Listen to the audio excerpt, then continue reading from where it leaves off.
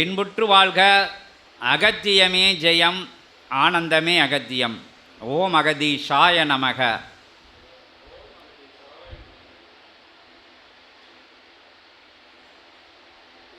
இந்த பிரபஞ்ச அகத்திய வாழை சித்த சபை அப்படிங்கிற சபையிலிருந்து நாங்கள் எல்லாரும் வந்திருக்கோம்.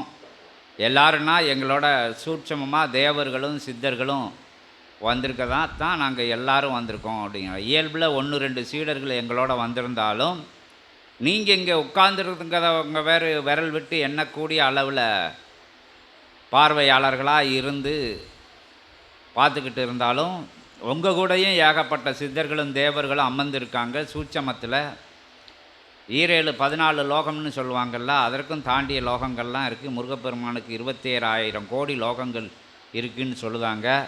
அவ்வளோ இடங்கள்லையும் இருந்து ஆற்றல்கள்லாம் இங்கே வந்து உட்கார்ந்துருக்கு. எங்களோட பெரும் படையல் 33 தேவர்கள், நவகோடி சித்தர்கள் எல்லாம் வந்திருக்காங்க அப்படின்னு சொன்னால் உங்களுக்கு நகைப்பாக தெரியும். ஆனால் அதுக்குள்ளே இருக்கிற ரகசியம் சீடர்களுக்கு தெரியும். சபையில் வந்து வழி வழியாக வந்துக்கிட்டு இருக்கிற சீடர்களுக்கு சபையோட ஆற்றல் தெரியும், அது மேன்மை தெரியும், அதனோட உயர்வு தெரியும், அதனோட உண்மை ரூபம் தெரியும்.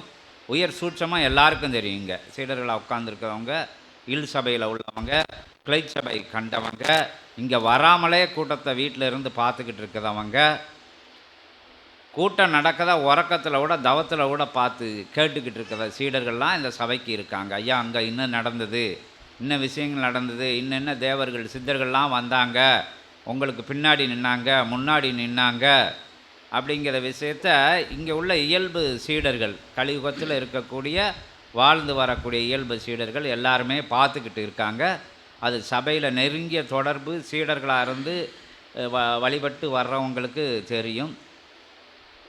அதனால் ஏதோ வந்து கூட்டம் போடுதாங்க, இங்கே இந்த சங்கரநாராயணன் கூட்டு நம்மளையெல்லாம் உட்கார வச்சுருக்காரு அப்படிங்கிற நிலைக்குள்ளே இருந்து வெளியே வந்து இது தேவர்களும் சித்தர்களும் கூடக்கூடிய ஒரு அற்புதமான தலம். ஏன் இப்போ இப்படிலாம் சொல்லுதாங்களே, ஏன் தேவர்களும் சித்தர்களும் எப்படி நம்மளோட இருப்பாங்களா, வருவாங்களா அப்படின்னு நம்ப முடியாமல் உட்காந்துக்கிட்டு இருப்பிய. அதுக்கு நான் வரும் நேரங்கள், அதாவது இந்த கால நேரத்துக்கு அடுத்து வரக்கூடிய இகலோகத்தில் நம்ம சொல்லக்கூடிய ஒரு 1-2 மணி நேரத்துக்குள்ளே அதுக்குள்ளே விடைகளை பூரா நீங்கள் தெரிஞ்சு இந்த இடத்த விட்டு எந்திரிச்சு போவைய. எங்களுக்கு தகுதி இங்கே வரணும் அப்படி நீங்கள் எல்லாம் வந்திருக்கீங்கன்னா நீங்கள் உயர்வானவர்கள், உன்னதமானவர்கள், உத்தமமானவர்கள், நீங்கள் புண்ணியம் செஞ்சுருக்கிறவங்க தான் இந்த இடத்துக்கு வர முடியும். அப்படி வந்தாலும் அதை உட்கார்ந்து கேட்கக்கூடிய தன்மை. ஏன்னா இகலோகம் வந்து கலியுகம் வந்து ரொம்ப வேகமாக ஓடிக்கிட்டு இருக்கு. எதை எடுத்தாலும் அதிவேகம், அதி உயர்வான வேகம். தவம் இருக்கிறதுக்கு கூட வேகம் காமிக்காங்க. தவம்னா என்னது? பஞ்ச இந்திரியங்களை அடக்கி உணர்வில்லாத நிலையில், சிவநிலையில், அந்த ஒன்றுமில்லாத பூஜ்ய நிலைக்குள்ளே போக தான் தவம். அதை கூட எப்படி வேகமாக செய்யுது அப்படின்னு யோசனை பண்ணுதாங்க. அது இயற்கைக்கு புறம்பான விஷயம். அப்படிலாம் செய்ய முடியாது. அதை குருநாதர்னு சொல்லிக்கிட்டு 1-2 பேர் அதை சொல்லித்தாரேன், இதை சொல்லித்தாரேன், வாசி யோகம் சொல்லித்தாரேன், அந்த சிவயோகம் சொல்லித்தாரேன், சிவமகா யோகம் சொல்லித்தாரேன், அவங்க ராஜ யோகம் சொல்லித்தாரேன் அப்படின்னு ஒன்று அவங்களுக்கு சிந்தைக்குள்ளே வந்த பேரையெல்லாம் ஏற்படுத்திக்கிட்டு ஒரு தவத்தை வந்து எப்படி வந்து சின்னாபண்ணப்படுத்தணுமோ அப்படியெல்லாம் கலியுகத்தில் மாந்தர்களோட மண்டைக்குள்ளே இல்லாதையும் பொல்லாதையெல்லாம் சொல்லி அவங்க வாழறதுக்கு, அவங்கள வாழ்த்ததற்கு ஒரு கூட்டத்தை உருவாக்கிக்கிட்டு அவங்க வாழ்ந்து வரக்கூடிய சூழல்கள். அப்படி குருநாதர் தான் இங்கெல்லாம் மலிஞ்சு போய் கிடக்காங்க. இங்கே ஒன்றுமே இல்லாத உயர் நிலையில் தான் சிவத்தை உணரலாம், எளிய நிலையில் தான் சிவத்தை உணரலாம் அப்படிங்கிறத விட்டுட்டு அந்த மணியை போட்டால் சிவம் வந்துடுவாரா, இந்த மணியை போட்டால் சிவம் வந்துடுவாரா, இத்தனை முகம் உள்ளதை ருத்ராட்சத்தை போட்டால் சிவத்தை பார்த்துடலாமா, படிய மணி 1 லட்சத்துக்கு வாங்கி போட்டால் போட்டுடலாமா, ருத்ராட்சத்தை வந்து 7 லட்சம் 8 லட்சத்துக்கு வாங்கி போட்டாப்புல சிவபெருமானை பார்த்துடலாமா, இல்லாட்டி பளிங்கி கல்லில் சிலை செஞ்சால் சிவம் வந்துடுவாரா, இல்லாட்டினா இந்த லோகத்தில் செஞ்சால் வந்துடுவாரா, அந்த லோகத்தில் செஞ்சால் வந்துடுவாரா, இந்த உலோகத்தில் அந்த உலோகத்தில் செஞ்சால் வந்துடுவாங்களா அப்படின்னு மாறுபட்ட அவங்க சிந்தைக்குள்ளே வந்ததையெல்லாம் சொல்லி மக்களை வந்து மக்கள்கிட்ட பிதற்றி அது விளம்பரம் தேடக்கூடிய ஒரு வாழ்வியல், அவங்களுக்கு தேவையான விஷயங்களை உங்களுக்கிட்ட வாங்கிட்டு வழிநடத்தக்கூடிய சித்தர்கள்னு சங்களை சொல்லிக்கிட்டு, சித்தத்தையே தெரியாதவங்கெல்லாம் சித்தர்கள்னு சொல்லிக்கிட்டு அலையக்கூடிய ஒரு நிலை, அவங்க பேருக்கு பின்னாடி சித்தர்கள்னு வச்சுக்கிட்டு இருக்கிற ஒரு நிலை. அப்படி நிலை அல்ல இந்த இடம். இங்கே வர்றது அவங்க சித்த நிலை அடையக்கூடிய வழிமுறைகளை எளிமையாக சொல்லி கொடுக்குது. வர்றவங்களுக்கு, இங்கே வர்றவங்களுக்கு தகுதி, எனக்கு ஒன்றுமே தெரியாது, ஏன்ட்ட ஒன்றுமே இல்லை, கூட்டம் நடக்கையில் அப்படி பேசக்கூடாதுன்னு நான் எத்தனையோ தடவை சொல்லியிருக்கேன். பக்கத்தில் போய் பைய கேட்கணும். என்ன கவனத்தை திசை திருப்பக்கூடாதுன்னு ஊரில் வச்சு தான் சொல்லியிருக்கப்போ. இதுக்கு முன்னாடி நடந்த கூட்டத்தில் உங்கள் பக்கம் கவனம் போகும். இதெல்லாம் முதல்ல ரெடி பண்ணி வைக்கணும். இல்லைன்னா பக்கத்தில் போய் பைய கேட்கணும். ஏன்னா கூட்டத்தை பூரா திசை நிரப்பில் சித்தர்கள் திசை மாறி போயிடுவாங்க. என்ன பேசணுன்னு தெரியாமல் திகச்சிக்கிட்டு நிற்க வேண்டியது இருக்கும் நாங்கள். அதனால் இங்கே வர்றவங்களுக்கு தகுதி என்ன தகுதி அப்படின்னு நீ கொடுத்துட்டு வா, கொடுத்துட்டு வந்துடு. இங்கே வர்றது அவங்களுக்கு தகுதி என்ன தகுதின்னா, ஒன்றுமே தெரியக்கூடாது, அதுதான் இங்கே தகுதி. எதுவுமே எனக்கு தெரியாது, எல்லாம் இறைவனுக்கு தான் தெரியும் அப்படிங்குது. அண்டத்தில் உள்ளது பிண்டம், பிண்டத்தில் உள்ள அண்டம், இதே எல்லோரும் சொல்லிட்டு அலைதாங்க. அப்போ அண்டம்தான் நமக்கு கொடுக்கு அப்படிங்கிறத மட்டும் ஏன்னா அவங்களுக்கு தெரிய மாட்டாங்க, நான்கதை வச்சுக்கிட்டு அலைதாங்க. சிதறில் என்ன சொல்லியிருக்காங்க தெரியுமா? அண்டத்தில் உள்ளது பிண்டம், பிண்டத்தில் உள்ள அண்டம்னு சொல்லியிருக்காங்கன்னு பாடலை பூரான்னு சொல்லுது. யார் யார் படித்தாங்களோ, படிக்காதவங்க, சும்மா எழுதி வச்சுட்டு போனவங்க எல்லாம் மனப்பாடம் பண்ணிவிட்டு மண்ணில் கிடந்துக்கிட்டு சும்மா பதட்டிக்கிட்டு அலையுது. அந்த விஷயத்துக்குள்ளே நம்ம போக விரும்பலை. அது அவங்களோட கர்ம வினை. நீ சித்தர்கள் பாடலை பாட பாட படித்து மனப்பாடம் பண்ணி என்ன பண்ண போட? அது மாதிரி வாழாமல் படித்து என்ன பண்ண போகிற? எழுதினவன் ஏட்டை கட்டுத்தான், படித்தவன் பாட்டை கிழிச்சான் அப்படின்னு சொல்லிவிட்டு நீ படித்து என்னத்தை கிழிச்சிட்ட? இது நாள் வரைக்கும் என்னத்தை கிழிச்சிட்ட? ஏதாவது ஒரு இறை தரிசனம் பார்த்துருக்கியா? இறையை உணர்ந்திருக்கியா? இறை தன்மை இருக்கா உன்ட்ட? அப்படிங்கிறது இல்லாமல் நான் நான் நான் எனக்கு தெரியும் எனக்கு தெரியும், உன்னையோட எனக்கு 2 பாட்டு அதிகமாக தெரியும், நான் அங்கே பார்த்தேன் இங்கே பார்த்தேன். எங்கே பார்த்த? இறைவனை எங்கேயாச்சும் பார்த்தையா? இறைவன் உனக்கு உள்ளே தான் இருக்கார் அப்படிங்கிறத என்னைக்காச்சும் உணர்ந்திருக்கியா? அது தெரியாமல் பிதற்றக்கூடிய கூட்டங்களில் இருக்கக்கூடிய நிலைகள் இல்லை இந்த இடங்களில். இந்த இடங்களில் எனக்கு தெரியாது, ஏன்ட்ட ஒன்றும் இல்லை. பிரபஞ்சத்தில் உள்ளது பிண்டத்துக்குள்ளே இருக்குது, பிண்டம் பிரபஞ்சமாக இருக்குது. அதான் அண்டமே பிண்டம், பிண்டமே அண்டம் அப்படிங்கிற விஷயங்களை சித்தர்கள் சொல்லியிருக்காங்க. புண்ணியங்கள் பஞ்சபூதங்களாக செயல்படுது, பஞ்சபூதங்கள் இறைவனாக செயல்படுது. இறைவன் நமக்குள்ளே இருக்கார். நம்ம காம குரோத லோப மதம் ஆச்சரிய பஞ்ச இந்திரியங்கள் வழியாக நம்ம கண் போன போக்கிலே, கால் போன போக்கிலே, மனம் போன போக்கிலே மதி போய் மதிகட்டு உள்ள சிவம் இருக்காதுங்கிறத உணராமல் குப்பைக்குள்ளேயும் கூலத்துக்குள்ளேயும் கிடந்து எல்லா விஷயங்களையும் அந்த கடவுள் அப்படி இருப்பார், இப்படி இருப்பார், ஏன் கடவுள் இது வச்சுருக்காரு, கம்பு வச்சுருப்பார், வேல் வச்சுருப்பார், சங்கு வச்சுருப்பார், அது வச்சுருப்பார், இது வச்சுருப்பார், எதையும் வச்சுட்டு போகிறாரு. உனக்குள்ளே நீ கடவுளை வச்சுருக்கியா அப்படிங்கிறதான் இங்கே கேள்வி. அந்த விஷயங்களை சொல்லி கொடுக்கறதுக்கு சித்தர்கள் நேரடியாக பேசக்கூடிய சபை இது. மனுஷங்க பேசாமல் சித்தர்களை வரவழைச்சி பேசக்கூடிய ஒரே ஒரு இடம் உலகத்தில் இருக்குது. கலியுக தேவ சித்த சபையின் திருநாமம் 30 வருடங்களுக்கு முன்பாக அகத்திய பெருமாள் நாமம் சூட்டப்பட்டு ஆரம்பித்து இப்போ பிரபஞ்ச மகா அகத்திய வாழை சித்த சபை அப்படிங்கிற நாமத்தோட ஜீவ நாடிகள் வழியாக பயணப்பட்டு சித்தர்கள் சொன்ன இடங்களெல்லாம் போய் தவம் இருந்து, சிவமா தவம் இருந்து, சிவத்துக்குள் தவம் இருந்து புண்ணிய நிலைகளெல்லாம் பெற்று 30 வருடங்களுக்கு பிறகு உலகத்துக்கு எல்லா இடத்தையும் இதை எடுத்து சொல்லுங்கன்னு சிவபெருமான் கட்டளையிட்டு அதன் பயணமாக கலியுகம் மாறணும், யுகம் அழியா யுகம் மாற்றம். அப்போ கூட யாரும் இங்கே கேட்டாங்க, கலியுகத்தில் இவ்வளோ விஷயங்கள் நடக்க இதை செய்யறதுக்கு ஒன்றுமே இல்லையா? அதுதான் சபை இப்போ இவ்வளோ காலம் வரையா சொல்லிக்கிட்டே இருக்குது. நீங்கள் அகஸ்தியரின் பிரபஞ்ச ராஜ்யங்கிற யூடியூப் சேனலுக்குள்ளே போனால் எல்லா விஷயங்களும் அதை பற்றி தான் சொல்லப்பட்டு வந்திருக்கு. சித்தர்களும் தேவர்களும், அதாவது யுகம் அழியா யுகம் மாற்றம். யுகம் அழியா யுகம் மாற்றம்னா இப்போ கலியுகத்தில் பரந்தாமன் அவதாரம் எடுக்கணும். அது என்ன அவதாரம்னு உங்களுக்கு தெரியும், கல்கி அவதாரம். அதை வேண்டாம் அப்படின்னு இறைவன் உட்கார்ந்த சொன்ன இடம்தான் பிரபஞ்ச மகா சித்த சபை. அங்கேருந்தான் நாங்கள் வாரோம். அதை மாற்றதுக்கு முருகப்பெருமான் 6 படை ஆற்றலோட 7வது மருதமலையும் சேர்த்து ஒரே படையாக உட்கார்ந்த இடத்துல இருந்து வாரோம். 27,000 கோடி லோகங்கள் முருகப்பெருமான் இருக்கதா சொல்லப்படுது. இந்த நூல் வழியாக சித்தர்கள் தேவர்கள்லாம் சொல்லுதாங்க. இதுவரைக்கும் யுகம் அறியாத செய்தி, இனிமேல் யுகம் அறிய போகுத செய்தி. 27,000 கோடி லோகங்களுக்கு முருகப்பெருமான் அங்கே மன்னனாக, பிரபஞ்ச மன்னனாக இருந்து ஆட்சி பண்ணக்கூடிய இடத்துலேருந்து நாங்கள் வரோம். பரந்தாமன் 10 அவதாரத்தை ஆதி கைலாய சிவசூட்சமனூல்னு இப்படி இறைவனை கூட்டு பேசக்கூடிய சித்தர்கள் தேவர்களை கூட்டு பேசக்கூடிய நூல் கொடுத்த தளத்தில் இருந்து வாரோம். ஏன் வாரோம்? கலியுகத்தை யுகம் அழியா யுகமாற்றம்னு வரோம். அதுக்கே வரேன். யுகம் அழியா யுகமாற்றம். அது என்ன யுகம் அழியா யுகமாற்றம் அப்படின்னா, கலியுகம் கெட்டு போச்சுன்னா அது என்ன ரொம்ப விஷயங்கள் சொல்லியிருக்கு. நீங்கள் யூடியூப் சேனலுக்குள்ளே போய் பார்த்துக்கோங்க. ரொம்ப ரொம்ப சொல்லியிருக்கு. மாறியும் முகப்பூரை ரொம்ப இழுத்துக்கிட்டே போக விரும்பலை. யுகம் அழியக்கூடாது, ஆனால் யுகம் மாறணும். அப்போ கலியுகம் மாற்றன்னா பரந்தாமன் எந்திருப்பார். கல்கி அவதாரம் எடுத்தான்னா என்ன ஆகுனா பிரளயம் வரும். அது இயற்கை சீற்றங்களாகும். எல்லாமே தரமட்டமாகி திருப்பி உயிர்கள் உருவாகி அதான் முறை.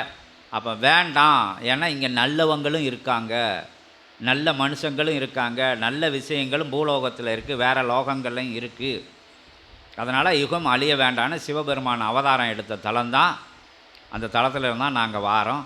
அப்போ பரந்தாமன்கிட்ட போய் அப்படி யுகத்தை அழிக்கக்கூடாது, நீ கல்கி அவதாரம் எடுக்கக்கூடாதுங்க, அது எடுத்தானே ஆகணும் அப்படின்னு பரந்தாமன் சொல்ல, அப்போ சிவமகா வாழை சித்தன் தான் சிவபெருமான் தான். அகத்திய பெருமான் 33 நவகோடி சித்தர்கள்லாம் சேர்ந்து இல்லை, அதாவது முதல்ல அசுரர்கள் ஒரு இடத்துல, தேவர்கள் ஒரு லோகத்தில் இருந்தாங்க, பிறகு ஒரே நாட்டில் இருந்தாங்க, பிறகு ஒரே ஊரில் இருந்தாங்க, பிறகு ஒரே ஆளுக்குள்ளே வந்துட்டாங்க. இங்கே இருக்கிற நல்லவங்களாக பேசுவோம், வெளியே போனவனா கெட்டவனாக மாறிடுவோம். அடுத்தவங்களுக்கு வரையில் நல்ல ஆலோசனைகள்லாம் சொல்லுவோம், நமக்குன்னு வரையில் ஆலோசனைகள்லாம் தூக்கி தூர போட்டு நம்ம வேறு ஷார்ட் ரூட்டுக்குள்ளே போயிடுவோம், சுருக்கமான வழிக்குள்ளே போயிடுவோம். அடுத்தவங்களுக்கு புத்திமதி சொல்லிவிட்டு நம்ம அதன் பாதையில் நடக்க மாட்டோம். உனக்கு வந்தால் வேறு, எனக்கு வந்தால் வேறு.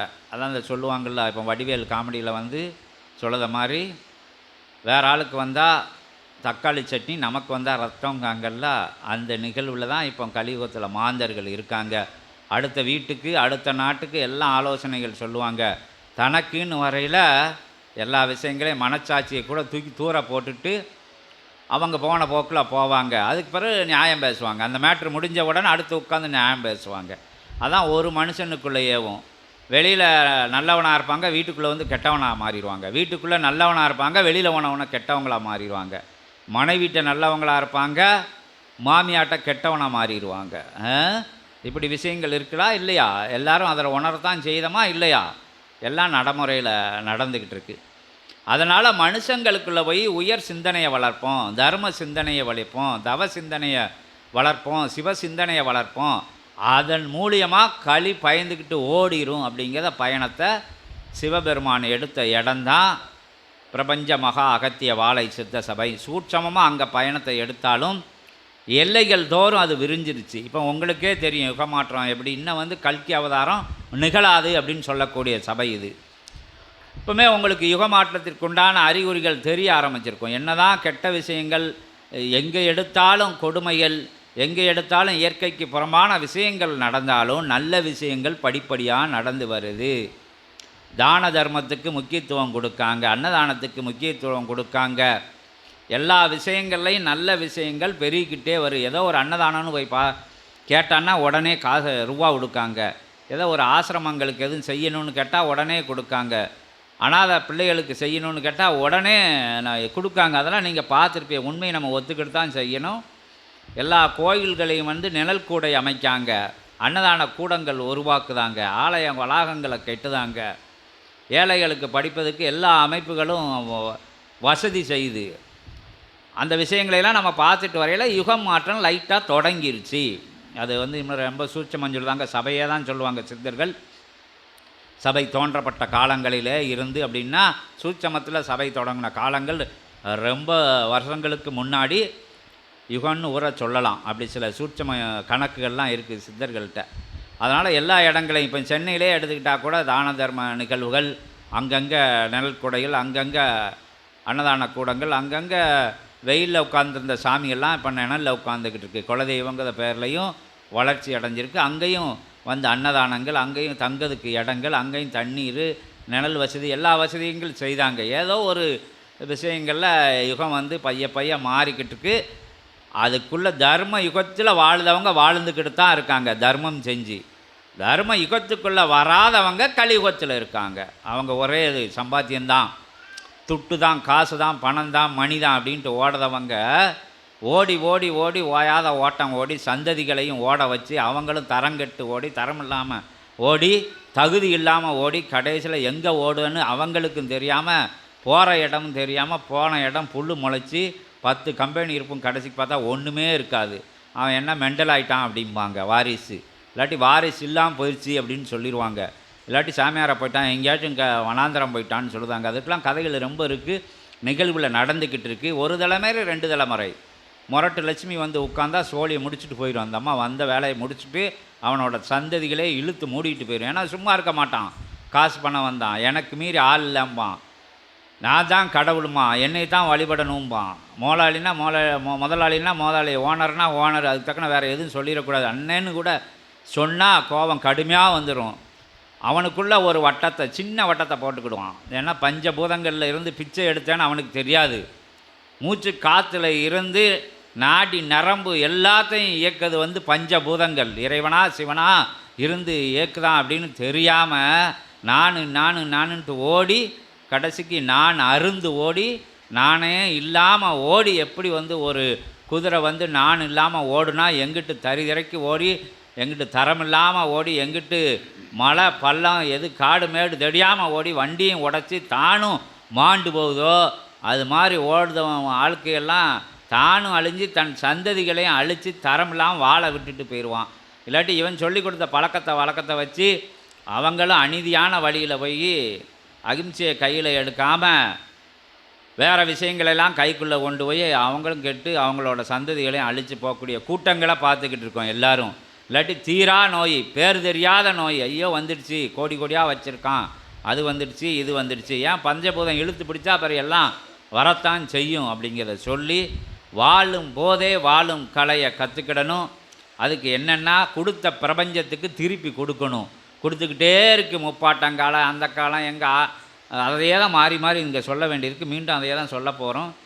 எங்கள் அப்பா அப்படி, எங்கள் தாத்தா அப்படி, எங்கள் முப்பாட்டம் அப்படி, அதை செஞ்சார் இதை செஞ்சார் எல்லாம் செஞ்சார், ரோடு போட்டார், அது போட்டார், இது போட்டார், எல்லாம் போட்டார், நீ என்ன போட்ட அப்படிங்கிறதான் இங்கே கேள்வி. நமக்கு வந்து வசதி இல்லை அப்படின்னா, வசதி இல்லைன்னா வாய் இருக்குது, வாயை வச்சு நீ என்ன தானம் வேணாலும் பண்ணலாம், தர்மம் வேணான்னு சொல்லலாம். மனசு இருக்குது, பொன்னகை இருக்குது, நற்பண்புகள் உன்ட்ட இருக்குது, இதை வச்சுக்கிட்டு எல்லா விஷயங்களும் செய்யலாம். பொருளாதாரத்தை வச்சு தான், பொருளியலை வச்சு தான் செய்யணும்னு இல்லை. கையை காமிக்கலாம், அங்கே நல்ல விஷயங்கள் நடக்க அங்கே போ, அங்கே வந்து ஏழைகளுக்கு சொல்லி கொடுக்காங்க, அங்கே போய் பிள்ளைய சேரு, இல்லாட்டி வா நான் சேர்த்து விடுதேன், இதெல்லாம் செய்யலாம். உங்களை செய்ய சொல்லலை. அந்த பிள்ளைகளை படிக்க வைக்கிறதுக்கு உண்டான காசோ பணமோ எதான் உங்களை உதவி பண்ண சொல்லலை. அந்த இடத்த உங்களுக்கு கடவுள் காமிச்சு கொடுத்துருக்காரு. பூர்வ ஜென்மத்தில் நீங்கள் செஞ்ச புண்ணியத்தினால உங்களுக்கு அறிவை கொடுத்துருக்காரு. அந்த அறிவை வச்சு தானம் பண்ணலாம், தர்மம் பண்ணலாம், எல்லா விஷயங்களும் செய்யலாம் அப்படிங்கிறத சொல்லி அதை சொல்லி கொடுக்கறதுக்கு தான் சிவபெருமானும் அகத்திய பெருமானும் 33 தேவர்களும் நவகோடி சித்தர்களும் ஒரே லிங்கமாக வந்து அமர்ந்த சபை. அங்கேருந்தான் நாங்கள் வாரோம். நீங்கள் இங்கே எதுக்கு வாரையா, உங்கள் இடத்துல இருக்க வேண்டியதுன்னா ஒரு இடத்துல உருவானதை எல்லா இடங்களுக்கும் சொல்லி கொடுக்கணும். யுகம் மலரப்போகுது, யுகம் மாறிடுச்சு, இன்னும் வந்து கலியுகம் வராது, தர்ம யுகம் இப்படி நடந்துக்கிட்டு இருக்கு, தர்ம யுகத்துக்குள்ளே வரணுன்னா இந்த தகுதியோடு இருங்க, உங்கள் வீடே தர்ம யுகமாக மாறிடும் அப்படிங்கிறத சொல்லி கொடுக்கறதுக்கு சித்தர்கள் தேவர்கள் வந்து மனுஷங்களை தேடி அலைதாங்க. எங்கடா கால் வைக்கிறதுக்கு இடம் இருக்குது, எங்கடா மூச்சு விடுறதுக்கு இடம் இருக்குது, எங்கடா காற்று போகிறதுக்கு இடம் இருக்குன்னா கலியுகம் ஃபுல்லாக தாராள நிரம்பி இருக்குது. இக்கு எடுக்கு ஒரு சந்து கூட இல்லாமல் களி நிறைஞ்சி இருக்கிற இடத்துல எங்கேயாச்சும் ஒரு தர்ம சிந்தனை உள்ளவன், ஒரு சிவத்தை தேடி அலைவன், ஒரு சித்தர்களை தேடி அலைவன், ஒரு தர்மத்தை நோக்கிய பாதையில் அலைதவன் முன் ஜென்ம புண்ணிய நிலைகளால் உள்ளுக்குள்ளே இருந்த அந்த ஆன்மா வந்து உணர்த்திக்கிட்டே இருக்கும். அவனை சித்தர்களை தேடு, தேவர்களை தேடு, காவி உடைய கெட்டினவனை தேடு. அதான் பைத்தியக்காரன் முன்னாடிலாம் சில கூட்டங்கள் அலையுது, அது வேறு விஷயம், அது வினைப்பயனால் அலைகிற விஷயங்கள்.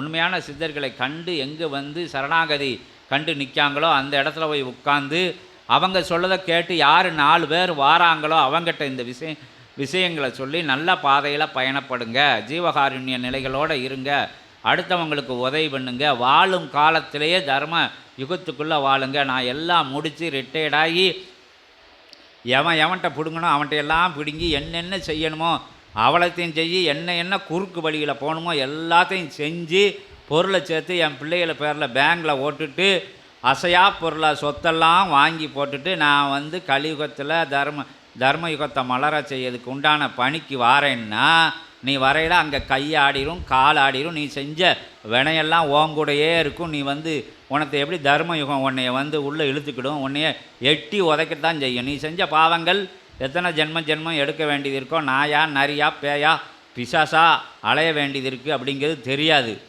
அதை விட்டுட்டு நான் எல்லாம் முடிஞ்ச பிறகு வரேன்னா என்னைக்கு வந்து கடலில் அலை நிற்க, என்னைக்கு அலை நிற்கும், என்னைக்கு போய் குளிக்க, அது வானைக்கு அடிச்சுக்கிட்டே தான் இருக்கும். நீ போய் உன் பிள்ளைய போய் உன் பேரம்பேத்தி எல்லாரும் வந்தாலும் கடலில் அலை நிற்காது. அதனால் இளமையிலேயே வந்து நீங்களும் வாழுங்க, நல்லா சம்பாத்தியம் பண்ணுங்க, தவறான வழியில் போகாமல், அடுத்தவங்களுக்கு தொந்தரவு பண்ணாங்க அடுத்தவங்க கண்ணீருக்குள்ளே போகாமல் சிறு சிறு உதவிகள் மூலமாகவும் நல்ல காம குரோத லோப மதம் ஆச்சரியத்தை கொஞ்சம் கொஞ்சமாக மாறச் செய்து, அதுக்கு தான் தவம் இருக்க சொல்லியிருக்காங்க.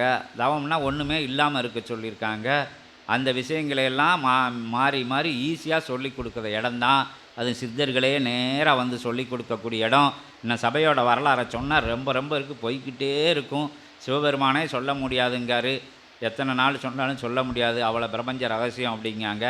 நாங்களும் ஏதோ ஒரு முனையில் தான் பார்த்துருக்கோம், ஒரு நுனியில் தான் பார்த்துருக்கோம். பார்த்ததை உங்கள்கிட்ட சொல்லிட்டு வரோம். இப்போ வந்து இந்த சச்சங்கத்துக்கு வந்தவங்கள உண்மையானவங்க, உயர்வானவங்க, உத்தமமானவங்க, சத்தியமானவங்க, இந்த கலியுகத்திலையும் ஒரு தர்ம யுக பயணத்தை நோக்கி வந்தவங்க எல்லாருமே உயர்வானவங்க தான். உயர்வாக இருந்து கவனிங்க.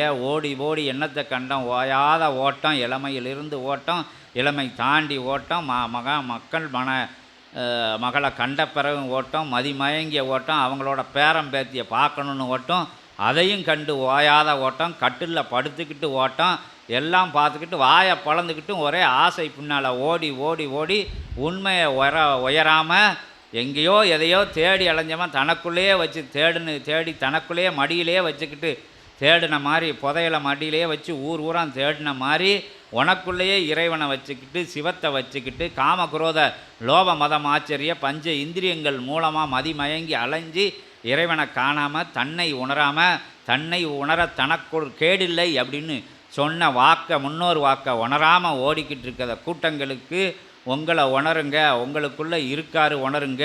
இந்த சிவம் வந்து பேசுகிறாரு பாருங்கள், சித்தர்கள் வந்து பேசுகிறாங்க பாருங்க அப்படின்னு சொல்லி உங்களை உள்ளே கூப்பிடுறதுக்கு, உயர்வான கிளை சபைக்கு உங்களை உதவியாக இருக்கிறதுக்கு இந்த கிளை சபைகள் மூலமாக இல்சபைகள் ஏகப்பட்ட இல்சபைகள் உருவாக. இல்சபைன்னா கணவனும் மனைவியும் தர்ம வழியில் பயணிக்க தான் இல்சபை, வேறு ஒன்றும் கிடையாது. அதுக்கு சித்தர்கள் படையெடுத்து திருமுருகப்பெருமான தலைவனாக அங்கே உட்கார வச்சு கூடையும் கூட்டுக்கிட்டும் சிவபெருமான எல்லா பணியையும் வந்து சித்தர்கள் கையிலையும் திருமுருகப்பெருமான் கையிலையும் கொடுத்துட்டு அமைதியாக உட்கார்ந்த எல்லையில் இருந்து வந்து அந்த அமைதிக்குள்ளே வர, அந்த ஆனந்தத்துக்குள்ளே வர, அந்த சந்தோஷத்துக்குள்ளே நீங்களும் வரதுக்கு தெரிஞ்சும் தெரியாமலும் அறிஞ்சாமலும் முன் ஜென்மங்களில் செஞ்ச பாவ நிலைகளாலும் புண்ணிய நிலைகளாலும் இந்த ஜென்மத்தில் வாழ்க்கை அடைஞ்சு அது நவகிரகங்களாக இருந்து உங்களை ஆட்சி பண்ணிக்கிட்டு இருக்கு. அதன் வழியில் நீங்கள் இழுப்புக்கெல்லாம் போய்கிட்டு விதி வழியில் பயணப்படுதோன்னு சொல்லிக்கிட்டு இருக்கிறவங்க சபைக்கு வரையில், பிரபஞ்சத்துக்கு பணியாற்றக்கூடிய பிரபஞ்ச சபைக்கு வரையில், சபையை